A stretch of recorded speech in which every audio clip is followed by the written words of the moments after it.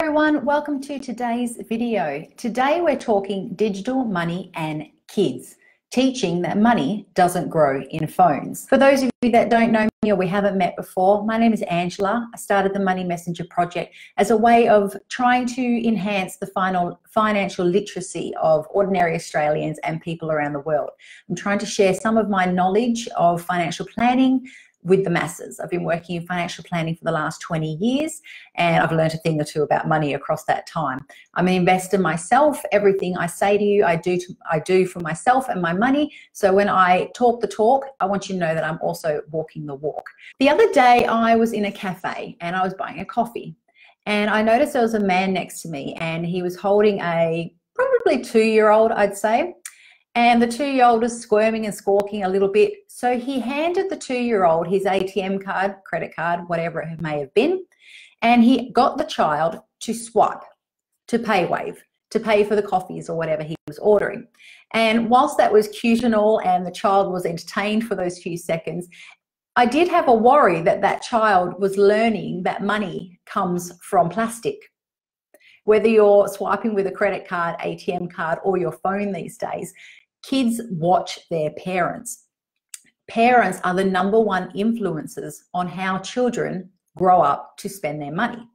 So whilst it's fun and important to let children learn about money online, I highly doubt that that man was teaching a 2-year-old where that money was coming from. So that topic then, I thought I'd delve into that topic a little bit more and look into digital money with kids, because there's a lot more apps popping up these days to help children with money and to teach financial literacy. And it's a minefield out there. And while some of it is helpful, I think some of it also is overcomplicating a relatively simple subject. So let's get started. We're talking today about digital money and kids. I want to talk about pocket money, particularly for younger kids. Like I'm talking 3, 4, 5, 7. I'm not necessarily talking about a 15-year-old who maybe has a part-time job around school. I think they're very, very different levels of understanding when it comes to financial literacy, and they have very, very different needs. So let's talk about pocket money for young children. I do believe that pocket money should be paid in cash. From a financial educator's point of view, I do see 17-year-olds, 18-year-olds, 19-year-olds now, and they attend meetings with their parents when they go and see a financial planner, and they are not necessarily really into money, but they've already got some bad habits when it comes to money. So I do believe it's important to teach kids about money young. So when you're starting your pocket money journey with your children, say we're talking a 3-year-old or a 4-year-old getting a couple of dollars a week, pay it in cash. Why? It's important for kids to touch and feel money. I know that most transactions are done online now, and yes, I do believe that it's also important to teach your kids how to be responsible with online money. But in the initial stages, when a child is 3, 4, 5, 6, cash is king. Pay them cash, and that's for a multiple amount of reasons that we're going to get into. I know it's easy for parents to use apps or to internet transfer banking pocket money into kids' bank accounts, but parents, please don't be lazy. I know you're strapped for time, but it's important to really hand over that money to that cash to your child. When your child gets pocket money, you then teach the child they have 2 choices about their income. Do they spend it or do they save it? It's very hard for a child to learn that if they don't ever touch money. And yes, in future, digital apps are fine, but in the initial stages, pay with cash.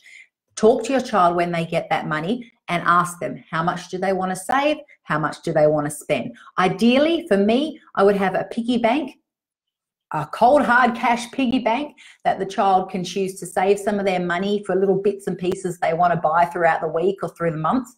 And then I would have a bank account open for the child where they want to save some of their longer term savings for maybe bigger ticket items that they want to buy throughout the year. Whilst you're teaching a child, asking them how much do they want to save, how much do they want to spend, that's when you can also have the discussion about what they can afford or what they have to give up in order to afford something else that they want to save for. Now, when it comes to spending the money though, ideally, get the money out of the piggy bank. Get the child to hold the money and physically hand it over. I know you've heard that before from other people, TV, news, online articles, but it really is important. Even though we all don't carry a lot of cash these days, parents, I implore you to make an effort to literally take out some cash with your child, have it in your own wallet, but take the child to the ATM or wherever to get the money out, to the bank. By handing over that cash money when a child makes a purchase, not only do they feel the physical pain of paying for something in cash, but it's the mathematics of when they're handed back their change, the child then learns, I had this amount, I now have less. The child learns that something costs them money, not necessarily just that you hand over money, but the fact that if you're paying $20 for something and you hand over $30, you're going to get $10 change. It's the mathematics so the child can see that they have less than when they started. So pay cash wherever possible.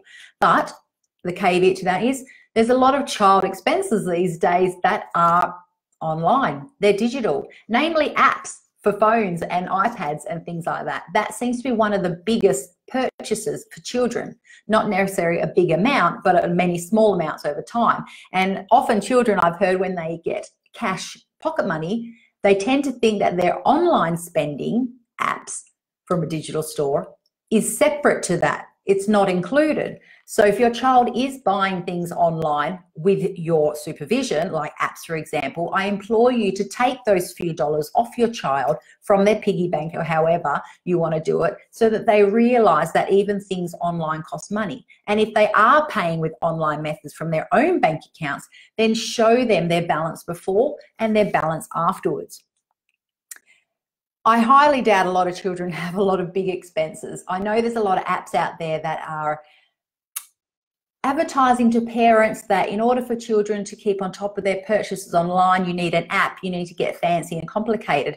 But when it comes down to it, and I'm talking about young children, I highly doubt they have that many expenses for an average child. So whilst the apps may sell to you the concept that organization is needed and some fancy app is needed, if your child is merely buying toys, lollies, and a few apps, keep it simple, parents. You'll save yourself a lot of time and the child will learn these lessons. Later on, you can introduce some apps and some more fun methods like that. But initially, I would really implore you to stick to old school. Pay with cash, use a piggy bank, open up a bank account for them to put some of their longer term savings away. So you can keep the savings part electronic, no problems. So let's just talk about the pros and cons of digital versus cash money. With cash money, I mentioned it's the physical pain of handing over the money, but more importantly, it's the mathematics that they learn when they're handed back change from their purchase. That is very hard to replicate digitally, and it's a huge lesson in life. You really do need to cover that one with cash money. The child then also chooses if they want to spend a portion of the money or save a portion of money. There's some parents that believe that by paying children electronically, they can force their child to save more, and the money is taken away from the child's visual on a day-to-day basis.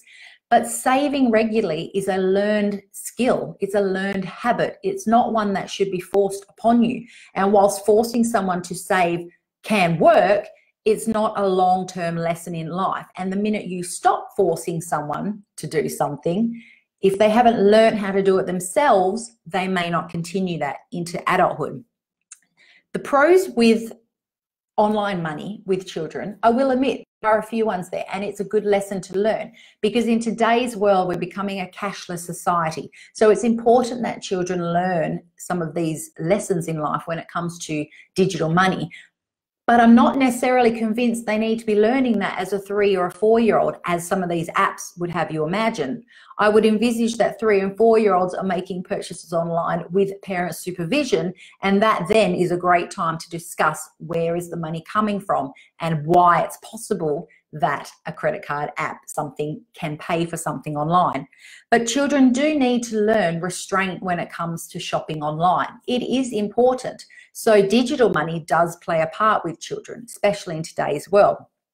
It helps children to avoid the plastic trap, I call it, the living in a cashless society, paying for things on cards, apps, and never worrying about where it comes from or losing track of your money. So it is important from that aspect. And also there's an element of cybercrime. It does help your children when you're online with them to be showing them about the pop-up ads and the financial scams and things like that that are out there, and what they see online isn't always true. So digital money does have a part when it comes to raising children to be financially literate. However, like I mentioned, the cons with digital money, forced savings, as in you putting money in a bank account or an app for a child and essentially forcing them to save it because they can't see it physically, I don't believe that's a long-term strategy. It needs to be a choice by the child with the parents' help, so that the child chooses that when they save money in a bank account or whatnot, the money increases over time. The child sees the reward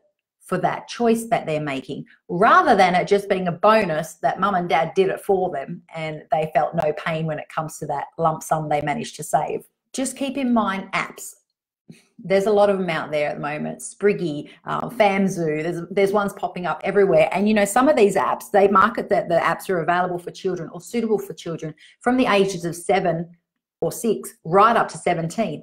Now, yes, I do believe that when a child's working, maybe part-time work around school, they should have everything available to them because it's their money they're earning. They need to feel the pain of spending it and the joy of saving it and putting it to something they really want. But as a 6-year-old, I'm inclined to think that it's more about the children having a discussion with parents on an ongoing basis. So literally when you are making, as a parent, when you are making a transaction, explain to the child that your plastic magic card doesn't just supply you with goods and services. That money comes from you working, and it takes a long time for you to accrue that money. Show your child, if you like, the receipt and your internet banking to show the money you had and the money you no longer have. I don't believe you need to do this every single day or the hour and make it a second job, but it is important, especially in the initial stages of teaching a child about financial literacy. So take the time. I know parents are busy out there right now, but it's important for your child. And whilst it may take a little bit more work in the beginning, manually teaching your child about money, showing the receipt, showing the balance, I do believe that over time, once kids start to learn this, then you're good to go. Then you can introduce some apps and whatnot that'll help you along the way. So parents, dumb down money. Keep it simple. Don't get caught up online with the need for fancy apps and the need to teach your children in a special way. I mean, some of these apps are charging $30 alone just for the privilege, whereas a normal bank account is free with online banking. So I don't know, take it with a grain of salt. I do believe keep things simple when it comes to money. When I do these videos, sometimes people are out there looking for the golden goose, the magic answers to solve all their money troubles. Whereas most of my philosophy with money is very simple and very clean. Simplicity at its best works best for money. There's no magic answer out there. It comes down to saving, spending, tracking, watching, and you can teach your child all of that without necessarily having to go digital. So parents, that's it for today. I hope you enjoyed that video. Today we talked about digital, money and kids. Please subscribe to the Money Messenger website for more tips and tricks when it comes to money, www.moneymessenger.com.au. And I will see you all next Wednesday for our next video. Bye everyone, see you.